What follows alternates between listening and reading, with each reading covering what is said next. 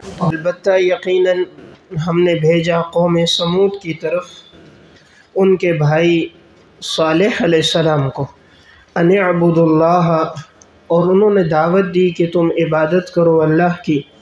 فَإِذَا هُمْ فَرِيقَانِ يَخْتَصِمُونَ، پس وہ ہو گئی دو جماعتیں اور وہ آپس میں جھگڑنے لگے۔ پس وہ ہو گئی دو جماعتیں، نیچے مومن اور کافر۔ پس وہ دو جماعتیں یعنی مومن اور کافر ہو گئے اور وہ آپس میں جھگڑنے لگے۔ قال یا قوم لم تستعجلون بالسیئۃ، صالح علیہ السلام نے کہا اے میرے قوم، کیوں تم جلدی طلب کرتے ہو برائی کو، نیچے لکھیں عذاب، کیوں تم عذاب کو جلدی طلب کرتے ہو، قبل الحسنہ، نیکی سے پہلے، یعنی ایمان اور توبہ، بریکٹ میں ایمان اور توبہ، تم لوگ ایمان اور توبہ سے پہلے کیوں اللہ کے عذاب کو جلدی مانگتے ہو؟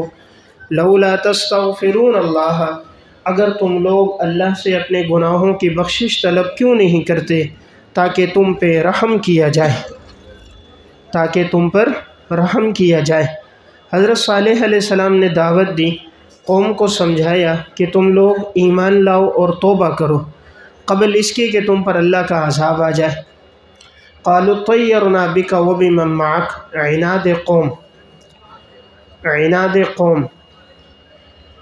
قوم نے کہا آگے سے ہم تو منحوس سمجھتے ہیں آپ کو، وبمن معک، اور جو آپ کے ساتھ ہیں، ہم آپ کو اور جو آپ کے ساتھ ہیں ہم تو ان کو منحوس سمجھتے ہیں، ہم ان سے بدفعلی لیتے ہیں۔ بدفعلی اور نحوست تو معاذ اللہ آپ کی وجہ سے ہے۔ قال طائرکم عند اللہ، صالح علیہ السلام نے کہا نحوست تمہاری ہے اللہ کے ہاں، بریکٹ میں بسبب شرک کے، نحوست تمہاری ہے اللہ کے ہاں بسبب شرک کے، بل انتم قوم تفتنون، بلکہ تم لوگ تو ایسے قوم ہو کہ تم آزمائش میں ڈالے گئے ہو، بلکہ تم لوگ آزمائش میں ڈالے گئے ہو۔ قوم کے لوگوں نے بجائے ایمان لانے کے حضرت صالح علیہ السلام سے کہا آپ اور جو آپ پر ایمان لائے ہیں یہ لوگ منحوس ہیں اور آپ کی نحوست کی وجہ سے یہ سب کچھ ہو رہا ہے۔ تو انہوں نے کیوں صالح علیہ السلام کو اور ایمان والوں کو منحوس کہا؟ وہ اس وجہ سے کہ وہ یہ سمجھتے تھے کہ صالح علیہ السلام کے نبوت کے دعوے کی وجہ سے قوم جو ہے دو حصوں میں بٹک گئی، دو حصوں میں لوگ ہو گئے، کچھ لوگ ایمان لائے اور کچھ لوگ ایمان لے کر نہیں آئے۔ تو وہ کہتے تھے آپ کی وجہ سے یہ ہوا کہ دو جماعتیں بن گئی، اور اگر آپ یہ نہ ہوتے تو ہم سب وہی کفری عقائد پر باقی رہتے تو دو جماعتیں نہ بنتی۔ اور یہ ہے کہ جب انہوں نے گناہ زیادہ کیا، نہ مانا، شرک کیا، تو اللہ نے ان پر قحط سالی لائی۔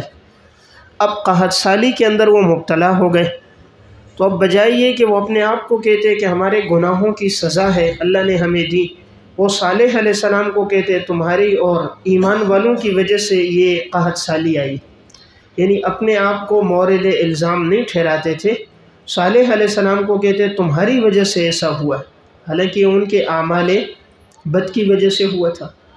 اور یہ کہ اللہ تعالیٰ نے انہیں آزمائش میں اس لیے ڈالا تاکہ یہ لوگ اللہ کی طرف رجوع کریں، تو بجائے یہ کہ یہ رجوع کرتے انہوں نے اس آزمائش کی نسبت کر دی صالح علیہ السلام اور ایمان والوں کی طرف، اور خود رجوع الی اللہ نہیں کیا۔ وَكَانَ فِي الْمَدِينَةِ 9 رَهْطٍ، اور شہر میں تھے 9 سرغنے، 9 رہطٍ سرغنے، سرغنے یعنی 9 جو علاقے میں جو بدماش تھے وہ 9 بڑے تھے۔ رہط اصل میں تو کہتے ہیں قبیلے کو، اصل میں قبیلے کو کہتے ہیں کہ 9 قبیلے، مراد یہ 9 سرغنے، 9 افراد تھے۔ اب یہ 9 افراد کو 9 قبیلوں سے کیوں تعبیر کیا؟ اس کی وجہ یہ ہے کہ ہر سرغنہ ایسا تھا جیسے پورے قبیلہ ہو، یعنی ہر ایک نافرمانی میں، بدمعاشی میں اس طرح تھا جیسے کہ پورا قبیلہ ہو، اس لیے ان کو قبیلے سے تعبیر کیا۔ اور یہ نمبر 2 اس لیے کہ ہر قبیلے کے لوگ ان کے ساتھ تھے. یہ 9 مختلف قبیلوں کے تھے اور ہر قبیلے کے لوگ ان کے معاون بھی تھے. تو اب 9 آدمی ہیں، مختلف قبیلوں کے ہیں، اور ہر قبیلے کے 8-10 آدمی بھی ان کے ساتھ تھے. تو گویا کہ یہ 9 قبیلے بن گئے. تو اصل میں تو 9 سرغنے تھے، لیکن وہ شر میں 9 قبیلوں کے برابر تھے، یا مختلف 9 قبیلوں کے لوگ بھی ان کے ساتھ ان کی اس سازش میں شریک تھے. اسی لیے تعبیر کیا کہ شہر میں 9 سرغنے تھے، 9 قبیلے تھے. یفسدون فی الارض، وہ لوگ زمین میں فساد کرتے تھے. ولا یصلحون، اور وہ لوگوں کی اصلاح نہیں کرتے تھے. یعنی ان کا کام ہی زمین میں فساد تھا. فساد کیا؟ کفر کرتے، شرک، اور وقت کے پیغمبر کی نافرمانی اور معجزے کا انکار. یہ فساد تھا. کفر کیا، شرک کیا، پیغمبر کی نافرمانی کی، اور جو معجزہ تھا صالح علیہ السلام کا اس کا انکار کیا، اور بعد میں اسی معجزے یعنی ناقہ کو انہوں نے پاؤں کاٹ کے مار ڈالا. یہ فساد ہے. قالوا تقاسموا باللہ، وہ آپس میں قسمیں کھاتے تھے اللہ کے نام کی. تقاسموا، اللہ کے نام کی وہ لوگ آپس میں قسمیں کھاتے اور کہتے لنبیتنہ، ہم ضرور بے ضرور حملہ کریں گے، ہم ضرور بے ضرور حملہ کریں گے، ہو صالح علیہ السلام پر، وَأَهْلَهُ، اور ان کے اہل پر جو ایمان والے ہیں ان پر. ثم لنقولن لولیہ، پھر ہم ضرور بے ضرور کہہ دیں گے صالح علیہ السلام کے ولی، بریکٹ میں وارث، ہم ان کے وارث سے کہہ دیں گے ما شہدنا مہلک اہلہ، ہم تو حاضر نہیں تھے ان کی ہلاکت کے وقت، ہم تو ان کے اہل کی ہلاکت کے وقت حاضر نہیں تھے. وَإِنَّا لَصَادِقُونَ، اور یقیناً ہم تو اپنی اس بات میں سچے ہیں. یہ جو 9 سرغنے تھے انہوں نے آپس میں مشورہ کیا اور کہا کیوں نہ ہم رات کے وقت سارے اکٹھے ہو کر جائیں اور صالح علیہ السلام کو اور ان پر ایمان لانے والے یہ جو چند لوگ ہیں ان کو قتل کر دیں گے، رات کے اندھیرے میں قتل کر دیں گے، اور صبح اگر ان کا کوئی وارث آئے گا تو ہم انہیں کہہ دیں گے بھئی ہمیں تو کوئی پتہ نہیں ہے، ما شہدنا مہلک اہلہ، ہم تو حاضر ہی نہیں تھے ان کی ہلاکت کے وقت، ہم تو نہیں جانتے کس نے مارا، کس نے قتل کیا، کس نے سازش کی. وَإِنَّا لَصَادِقُونَ، ہم تو سچے لوگ ہیں. یعنی ان 9 آدمیوں نے ایک پلاننگ کی، ایک منصوبہ بنایا کہ رات کے اندھیرے میں جا کر وقت کے پیغمبر کو اور ایمان والوں کو ہم قتل کر دیں گے، اور پھر اگر ان کا کوئی وارث مطالبے کے لیے آئے گا تو ہم کہیں گے ہمیں تو کچھ پتہ نہیں ہے اور ہم اپنی بات میں سچے. وَمَكَرُوا مَكْرًا، پس انہوں نے چال چلی، ایک چال چلی، پس انہوں نے ایک چال چلی. وَمَكَرْنَا مَكْرًا، اور ہم نے بھی ایک تدبیر اختیار کی، ہم نے بھی ایک تدبیر اختیار کی. وَهُمْ لَا يَشْعُرُونَ، اور انہیں اس تدبیر کا پتہ ہی نہیں تھا. اب یہ لوگ 9 کے 9 رات کو نکلے قتل کرنے کے ارادے سے. اب یہ تو ان پر اللہ تعالیٰ نے اوپر سے بڑی چٹان گرا دی، پہاڑ کے طرف سے چھپ چھپ کے جا رہے تھے، اوپر سے بڑی چٹان گری، 9 کے 9 نیچے دب کر سارے مر گئے. تو وہ بھی چال چل رہے تھے، ہم نے بھی تدبیر اختیار کی. اور ہم نے کیا تدبیر اختیار کی کہ ان پر چٹان گرا دی اور ان میں سے کوئی بھی باقی نہ بچا. اور یہ نمبر 2، فرشتوں نے ان کا محاصرہ کر دیا اور محاصرہ کر کے ان میں سے ہر ایک کو قتل کر دیا. اور یہ نمبر 3، اللہ تعالیٰ نے پوری قوم پر عذاب لایا. جب سب قوم پر عذاب آیا تو ان 9 پر بھی عذاب آ گیا، تو کوئی بھی باقی نہ بچا. تو یہ جو تدبیر اختیار کی تو میں نے عرض کیا اس کی 3 صورتیں ہیں، یا اللہ نے ان پر چٹان گرا کر سب کو مار دیا، اور یا فرشتوں نے محاصرہ کر کے انہیں سزا دی، یا اجتماعی طور پر اللہ نے قوم پر عذاب لایا، اور جب سب پر عذاب آیا تو ان 9 پر بھی عذاب آیا، تو ان میں سے کوئی بھی باقی نہ بچا. اور انہیں اس کا پتہ ہی نہیں چلا، انہیں پتہ ہی نہیں چلا، اور ایسا عذاب آیا آنن فانن، سب کے سب ہلاک ہو گئے. فانظر کیف کان عاقبۃ مکرہم، پس دیکھو کیسے انجام ہوا ان کی سازشوں کا، انا دمرناہم وقومہم اجمعین، یقیناً ہم نے ہلاک کر دیا انہیں اور ان کی قوم کو، سب کے سب کو، ہم نے انہیں اور ان کی قوم سب کے سب کو ہم نے ہلاک کر دیا۔ فَتِلْكَ بُيُوتُهُمْ خَاوِيَةً، پس ان کے گھر اس وقت خالی ہیں، خاویتن خالی ہیں، بریکٹ میں اجڑے ہوئے ہیں، پس ان کے گھر خالی ہیں، اجڑے ہوئے ہیں، بسبب ان کے کہ انہوں نے ظلم کیا۔ یعنی ہم نے ان پر ظلم نہیں کیا، انہوں نے شرک کر کے، وقت کے پیغمبر کی نافرمانی کر کے، معجزے کا انکار کر کے، اور معجزے کو انہوں نے مٹانے کی کوشش کی، تو ہم نے پھر ان کو ایسی سزا دی کہ ان کے گھر خالی ہو گئے، اجڑے ہوئے ہو گئے، کوئی بھی باقی نہ بچا۔ ان فی ذلک لآیۃ، یقیناً اس واقعے میں اللہ کی قدرت کی بڑی نشانیاں ہیں ایسی قوم کے لیے جو جانتے ہیں۔ ذالک، اس واقعے میں، کون سا؟ حضرت صالح علیہ السلام کا واقعہ، کہ اس میں بڑی عبرت کی نشانیاں ہیں کہ جنہوں نے نہیں مانا ہم نے ان لوگوں کو کس طرح عذاب دیا۔ لآیتن میں تنوین جو ہے وہ برائے تعظیم ہے، بڑی نشانی ہے، اس میں بڑی نشانیاں ہیں اللہ کی قدرت کی۔ وَأَنْجَيْنَا الَّذِينَ آمَنُوا وَكَانُوا يَتَّقُونَ، ثمرہ انابت، اور ہم نے نجات دی ان لوگوں کو جو ایمان لے کر آئے، اور وہ لوگ جو یتقون، جو گناہوں سے بچتے تھے، جو گناہوں سے بچنے والے تھے، تقوی کی زندگی اختیار کرنے والے تھے، پیغمبر کی اطاعت اور فرما برداری کرنے والے تھے، ایسے لوگوں کو، سمجھدار لوگوں کو ہم نے نجات دی۔ وَلُوطًا إِذْ قَالَ لِقَوْمِهِ، اور ہم نے بھیجا لوط علیہ السلام کو ان کے قوم کی طرف، أَتَأْتُونَ الْفَاحِشَةَ، اور وہ آئے اور قوم سے کہا کیا تم لوگ بے حیائی کے کاموں کی طرف آتے ہو، بے حیائی کے کاموں کا ارتکاب کرتے ہو، وَأَنْتُمْ تُبْصِرُونَ، درحالے کہ تم سمجھدار ہو، درحالے کہ تم دیکھتے ہو، یعنی تم سمجھدار ہو، سمجھدار بھی ہو، جانتے بھی ہو کہ اپنی خواہش کو لڑکوں سے پورا کرنا، ہم جنس پرستی، لواطت کتنا بڑا گناہ ہے، اور اس کی یعنی قباحت کو، شناعت کو تم جانتے بھی ہو، پھر بھی ایسا کرتے ہو۔ أَإِنَّكُمْ لَتَأْتُونَ الرِّجَالَ، کیا تم لوگ آتے ہو مردوں کے پاس، شہوةً مِّن دُونِ النِّسَاء، شہوت رانی کے لیے، عورتوں کو چھوڑ کر، شہوت پورا کرنے کے لیے عورتوں کو چھوڑ کر، کیا تم لوگ مردوں کے پاس آتے ہو؟ اب یہاں پر لڑکوں کو تعبیر کس سے کیا گیا؟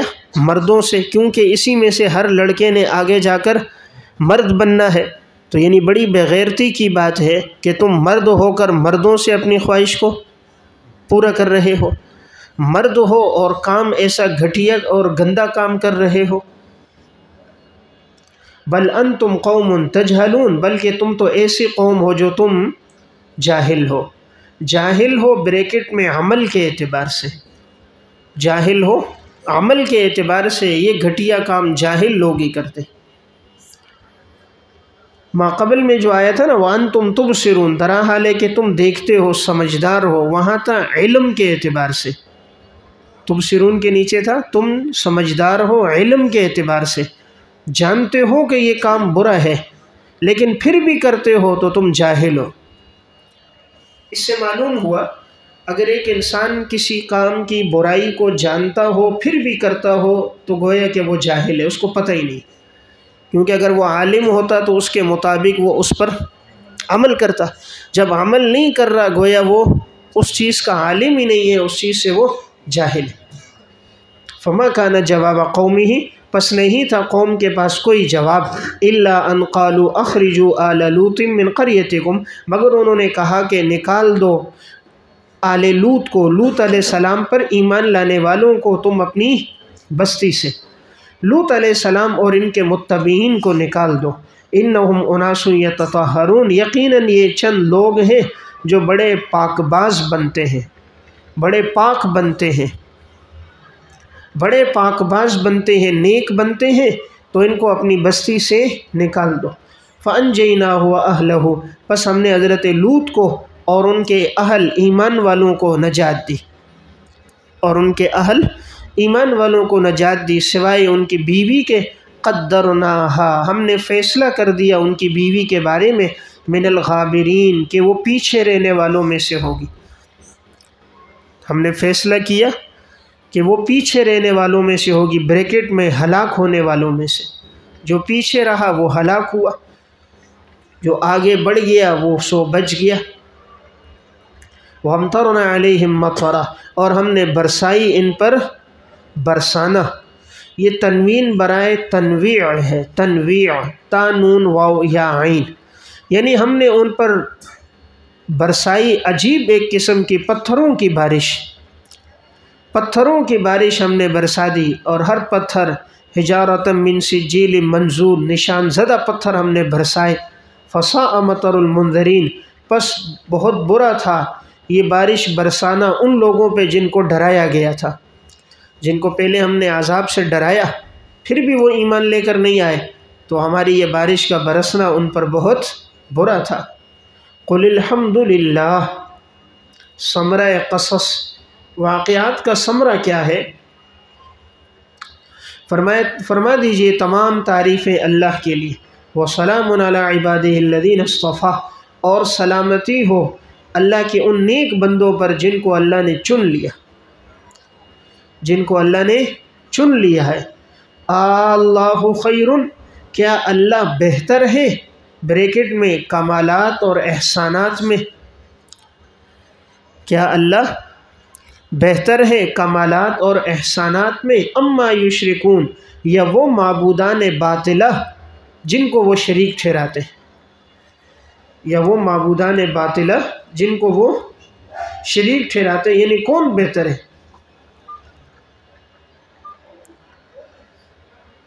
فرما دیجئے تمام تعریفیں اللہ کے لیے، اور سلامتی ہو ان اللہ کے نیک بندوں پر جن کو اللہ نے چن لیا۔ کیا اللہ بہتر ہے کہ اسے معبود بنایا جائے احسانات اور کمالات میں؟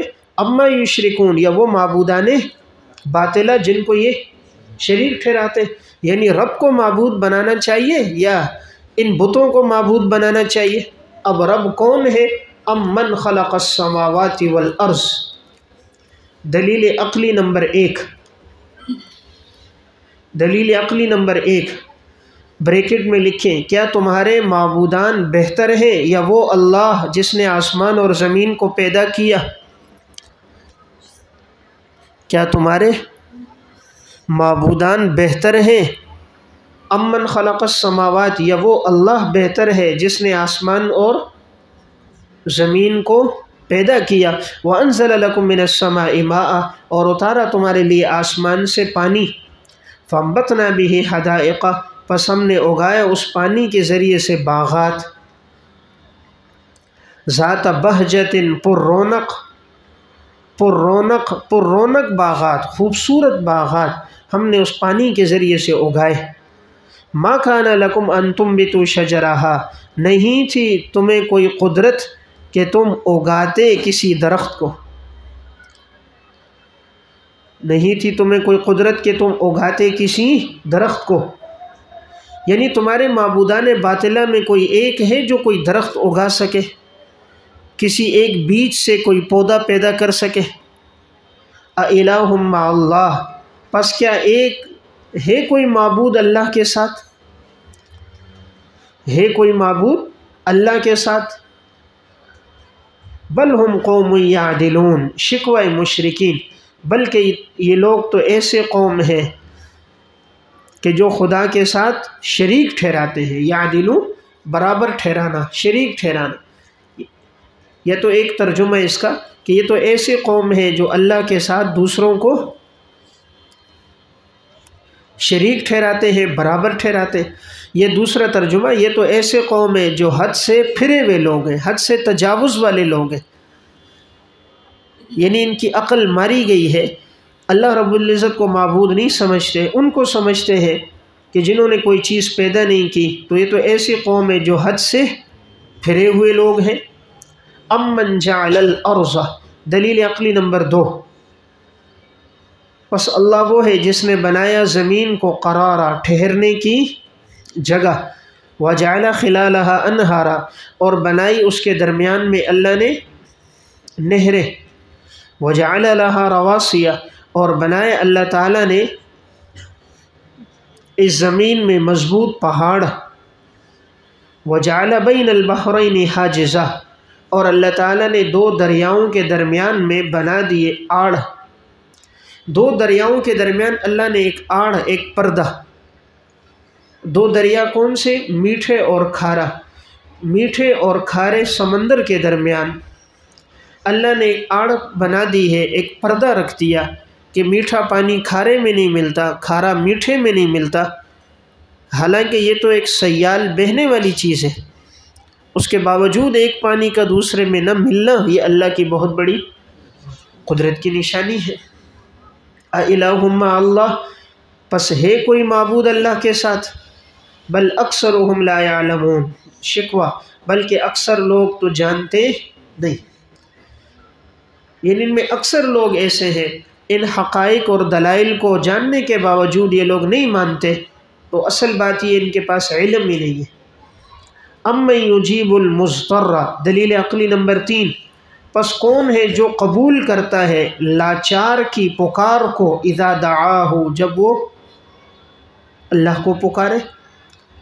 کون ہے جو قبول کرتا ہے لاچار، بے بس، مجبور، بے بس اور مجبور کی پکار کو کون قبول کرتا ہے؟ جب وہ اللہ کو پکارتا ہے، وَيَكْشِفُ السُّوءَ، اور وہ دور کرتا ہے تکلیف کو، اور وہ دور کرتا ہے تکلیف کو، وَيَجْعَلُكُمْ خُلَفَاءَ الْأَرْضِ، اور وہ اللہ بناتا ہے تمہیں زمین پر جانشین، اس اللہ نے تمہیں زمین پر اپنا جانشین بنایا ہے۔ اِلٰہٌ مع اللہ، کیا ہے کوئی معبود اللہ کے ساتھ؟ قلیلا ما تذکرون، شکوہ بہت کم لوگ ایسے ہیں جو نصیحت حاصل کرتے ہیں۔ یعنی اتنی واضح بات، جب بھی کوئی مجبور اور بے بس صدق دل کے ساتھ اللہ کو پکارتا ہے تو اللہ اس کی تکلیف کو دور کر دیتا ہے، اور اللہ نے تمہیں زمین میں اپنا جانشین اور نائب بنایا۔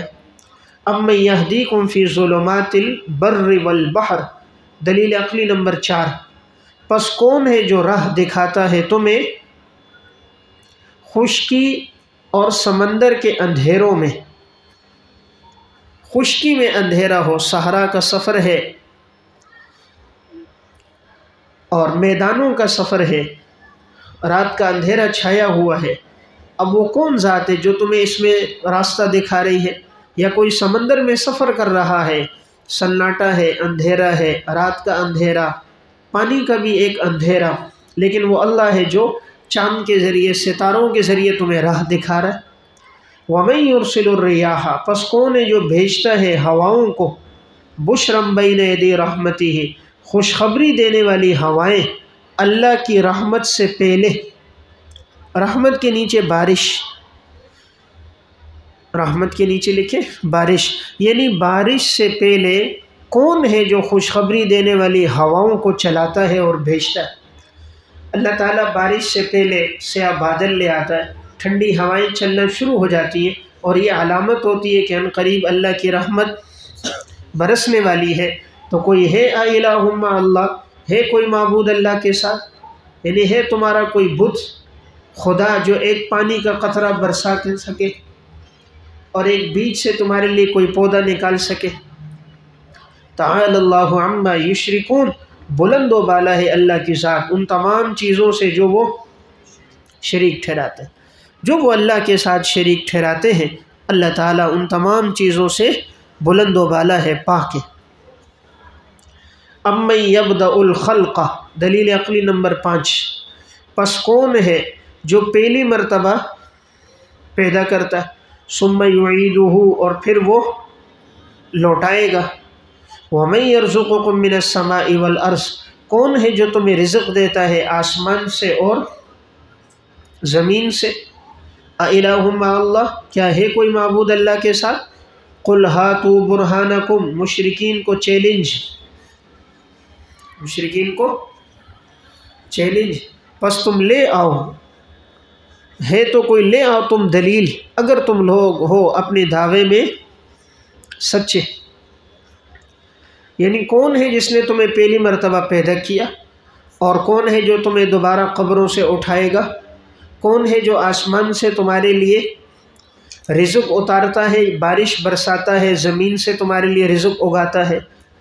قل لا يعلم من في السماوات والارض الغیب الا اللہ، فرما دیجئے نہیں کوئی جانتا آسمانوں میں اور نہ زمین میں غیب کی کسی بات کو سوائے اللہ کے۔ سماوات کے نیچے فرشتے، آسمانوں کے فرشتے، زمین پر بسنے والے انسان کوئی بھی غیب کی بات نہیں جانتے سوائے اللہ کے۔ وما یشعرون ایان یبعثون، اور وہ نہیں جانتے وہ کب اٹھائے جائیں گے، وہ نہیں جانتے وہ کب اٹھائے جائیں گے۔ دیکھیں یہاں یہ فرمایا، یہ شبے کا ازالہ ہے۔ ان کے ذہن میں شبہ تھا کہ جب قیامت برحق ہے، قیامت نے آنا ہے، تو اس کی تعیین کیوں نہیں ہے، اس کا وقت بتاؤ، کس دن، کس مہینے، کس وقت ہی آئے گی؟ تو جواب دیا قیامت کا آنا تو برحق ہے، لیکن اس کی تعیین یہ غیب کا علم ہے اور یہ صرف اللہ کے پاس ہے۔ قیامت کی جو تعیین ہے، کس مہینے اور کس دن اور کس وقت آئے گی، یہ غیب کی بات ہے، یہ علم صرف اللہ نے اپنے پاس رکھا ہے۔ اور البتہ یہ تمہیں بتا دیا کہ تم نے موت کے بعد اٹھایا جانا ہے، حساب کتاب ہوگا، جنت اور جہنم ہے، یہ بات یقینی ہے۔ البتہ قیامت کی تاریخ اور دن یہ کون سا ہے، تو یہ غیب کا علم ہے، اور غیب کا علم اللہ کے علاوہ کسی کے پاس نہیں۔ یہ آیت دلیل ہے اس بات پر بہت قوی کہ علم غیب صرف اللہ کا خاصہ ہے۔ اللہ کے علاوہ کائنات میں کوئی بھی عالم الغیب نہیں، علم غیب صرف اور صرف اللہ کے پاس ہے۔ قرآن کریم میں اللہ تعالیٰ نے جا بجا اس بات کی صراحت کی ہے کہ ہم نے قیامت کا علم اور دیگر چند چیزوں کا علم کسی انسان کو نہیں دیا۔ جیسے سورہ لقمان میں بھی اللہ تعالیٰ نے 5 چیزوں کا تذکرہ فرمایا ان 5 چیزوں کا علم صرف اللہ کے پاس ہے۔ ان اللہ عندہ علم الساعة وینزل الغیث ویعلم ما فی الارحام وما تدری نفس ماذا تکسب غدا وما تدری نفس بأی ارض تموت ان اللہ علیم خبیر۔ یہ 5 چیزوں کا علم صرف اللہ کے پاس ہے۔ ان میں ایک چیز قیامت کا علم، تو ان کا قیامت کی تعیین کا علم صرف اللہ کے پاس ہے۔ تو معلوم ہوا علم غیب صرف اللہ کا خاصہ ہے، کائنات میں کوئی بھی نہیں جانتا۔ بل ادارک علمہم فی الآخرہ، بلکہ ختم ہو گیا ہے ان کفار کا علم آخرت کے بارے میں۔ ادارک ختم ہو گیا، ختم ہو گیا علمہم ان کفار کا علم آخرت کے بارے میں، تو ان کا علم بالکل ختم ہو گیا۔ بل ہم فی شک منہا، بلکہ یہ لوگ تو آخرت کے بارے میں شک میں پڑے ہوئے، یہ تو یہ سمجھتے ہیں کہ آخرت واقعی نہیں ہوگی، موت کے بعد اٹھنا ہی نہیں ہے، قیامت کا وقوع ہی نہیں ہے، یہ لوگ تو اس میں شک کر رہے ہیں۔ بل ہم منہا عمون، بلکہ یہ لوگ تو اس سے اندھے ہیں، بلکہ یہ لوگ تو اس سے اندھے بنے ہوئے ہیں۔ یعنی جس طرح اندھے کو کوئی راستہ نظر نہیں آتا، اسی طرح ان لوگوں نے اپنے آپ کو اندھا بنایا ہوا ہے۔ آخرت کی باتوں پر یہ لوگ ایمان لے کر نہیں آتے، موت کے بعد اٹھائے جانے پر، قیامت پر، بعث بعد الموت کو یہ لوگ نہیں مانتے، یہ لوگ اندھے لوگ ہیں۔ یعنی جس طرح آنکھیں ہیں، اس کا مطلب ہے صحیح راستہ دیکھو، تو یہ لوگ رائے حق کو نہیں دیکھ رہے، تو گویا کہ یہ لوگ اندھے ہیں، رائے اور حق کی بات نہیں سن رہے، اس اعتبار سے گویا یہ لوگ بہرے ہیں، حق نہیں بول رہے، گویا کہ یہ لوگ گونگے ہیں۔ تو جہاں اس طرح کی نفی ہوتی ہے کہ صم بکم عمی فہم لا یرجعون، وہاں مطلب یہی ہوتا ہے کہ یہ گونگے ہیں، بہرے ہیں، اندھے ہیں۔ یعنی جس کام کے لیے اللہ نے یہ اعضاء ان کو دیے، انہوں نے اپنے ان اعضاء کو ان کاموں میں استعمال نہیں کیا، تو گویا کہ ان کے پاس وہ اعضاء ہے ہی نہیں۔